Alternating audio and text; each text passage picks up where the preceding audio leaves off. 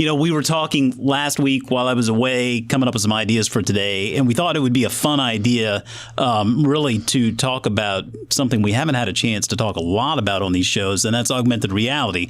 Now, part of this stems from the fact that, as many listeners may know, we recently opened up an augmented reality service. I've been tapped to be the advisor on that service, so it's been a lot of fun for me. I've been digging in essentially for the entire year, learning about the space and all of the ideas in it.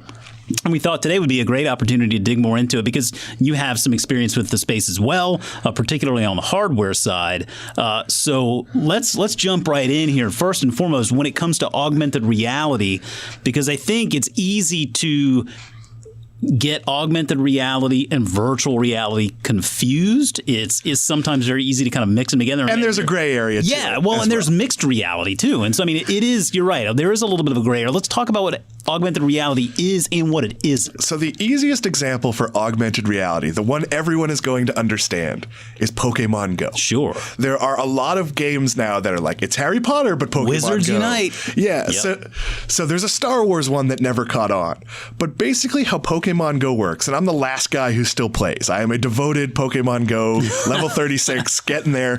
Like, you are walking around the real world, and there is a reality overlay where all of a sudden I might look up and Pikachu is jumping on your head. It'd be awesome if Pikachu was here. He is actually doing tomorrow's show. That'd be getting scheduled. So Pikachu is an added layer of reality on top of what's actually happening. In a practical sense, that might be a doctor is wearing glasses, and when he's cutting you, it projects a line for where he's supposed to cut. That would be a very simple augmentation. So virtual reality is when you are completely in another world. So like I have an Oculus Go, and we'll talk about that later, which does some augmented and some virtual reality. The virtual reality would be I put on my headset and I'm on a roller coaster, and it has nothing to do with where I am, and I'm in a completely different experience, but it feels real because it's immersive. Yeah. The augmented experience might be if you and I had a meeting, and you're sitting at a desk and I'm sitting at a desk, but it looks like we're in a boardroom together and we're seeing it on the headset. So some of that's virtual, some of that's augmented. It's not a clear line, but it's basically an enhanced reality. Yeah, I mean, and that's it. I feel like, I was thinking about this as we were coming up with ideas for the service when we first opened it.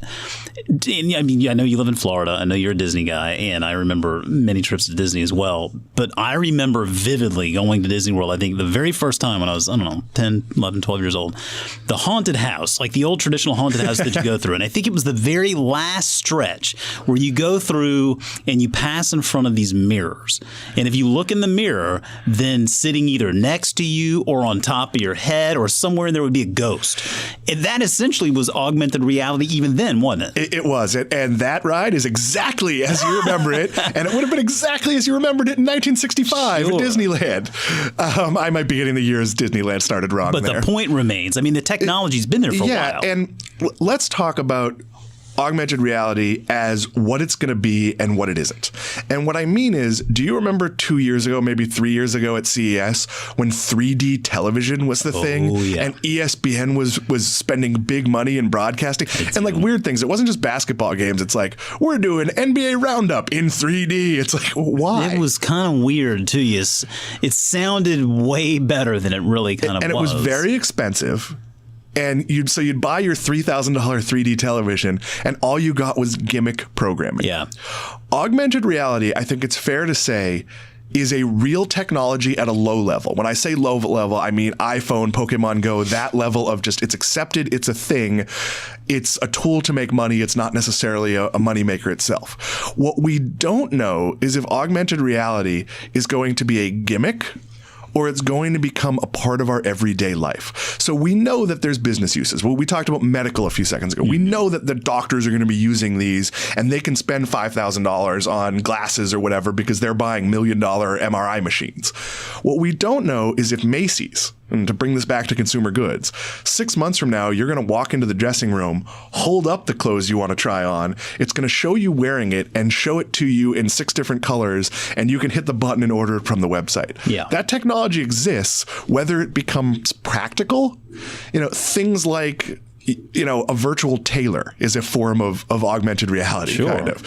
So, it's being used in very high-end design. Do you watch any of the like flip your house kind of shows? Oh yeah, HGTV gets a lot of traction in our house. They all show you the sort of, this is what the room would look like. Now, when it's a completely redone artist rendering, it's virtual reality. Sure. It's not. But if you show a picture of my room and then show me what the flooring choice would look like next to my furniture, that's augmented reality. Yeah, and so let's talk about that for a second, because I think you made a good point there. It's sort of the difference between the technology versus what we do with the technology. It reminds me of 3D printing. That was going to be the thing. Well, and honestly, the technology itself is helpful for a lot of companies out there. It's not really as consumer facing because I think honestly more it helps companies protect their technology.